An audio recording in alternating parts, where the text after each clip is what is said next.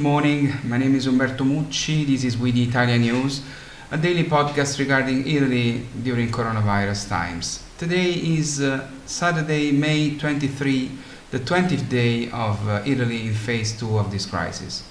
Yesterday, after almost 3 months, I finally got a chance to go to a barber, and let me tell you, I've never been so happy to do that in my whole life.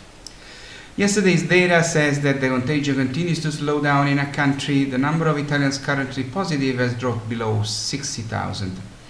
Yesterday, one swab out of 116 was positive, better than ever. The share of asymptomatic people is growing. In Umbria, Sardinia and Basilicata, there have been no new cases of contagion in the last 24 hours. Another 6 regions have been under 10 cases: Marche, Abruzzo, Sicily, Molise, Valle d'Aosta and Calabria. Yesterday's coronavirus deaths in Italy have dropped to 130, but they are still an unacceptable number. The government has decided that from June 3 it will be possible to move between Italian regions, but only among those with a similar level of contagion according to the 21 parameters decided by the Ministry of Health.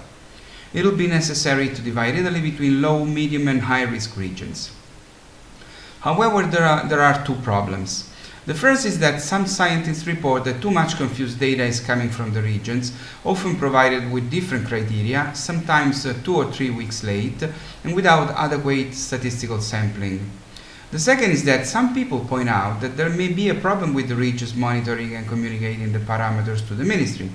The risk is that the regions interested in keeping the borders open and granting inbound and outbound travel for reasons of trade and tourism give deliberately reassuring but partial and inaccurate numbers, or even simply use interpretations that are convenient for them.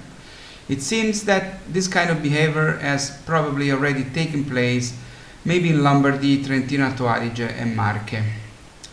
Those who know me know that when I describe something negative about Italy, I don't do it out of malice or evil, but because I love my country so much, and I'd like not to see the absurd things that sometimes happen. Today I'll tell you another one of these. Now, the government has decided to allocate 50 million euros to reimburse the cost incurred by companies to make workers safe: masks, gloves, detergents, temperature detectors, gowns, eye protection devices, and so on. It was therefore decided that these funds would be distributed to those who first made reservations online, and the day set to begin making reservations was May 11 at 9 a.m. In theory, there would have been time until May 18, but on May 11, just 1 second after 9 a.m., the money was already completely gone. 3,150 companies managed to get their contribution bookings through the funnel in that second.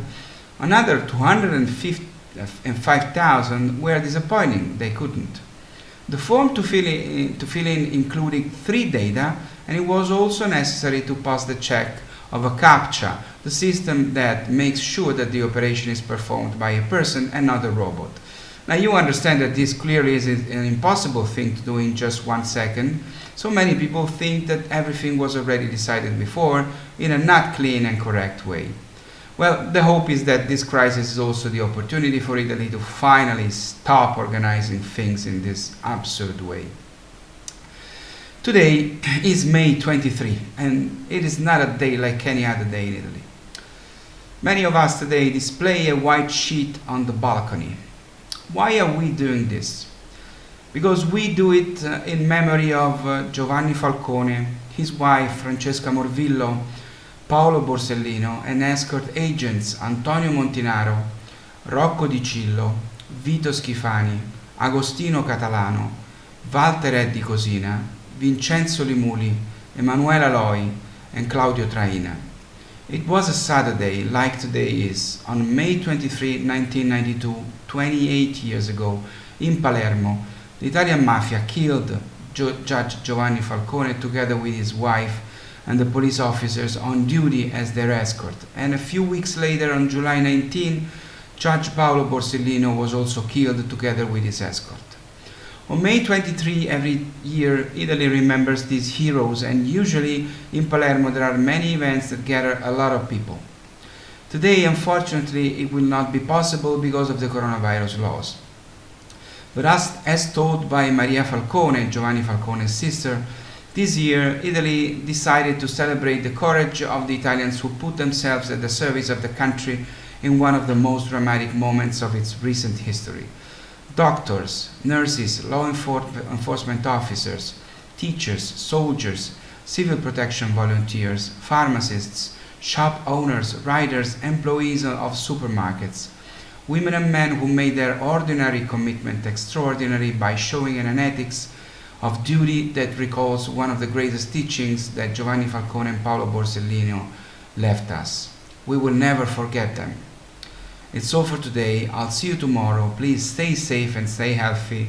Today is May 23. We remember Giovanni Falcone and Paolo Borsellino and all the heroes that died with them. My name is Umberto Mucci. This was We the Italian News.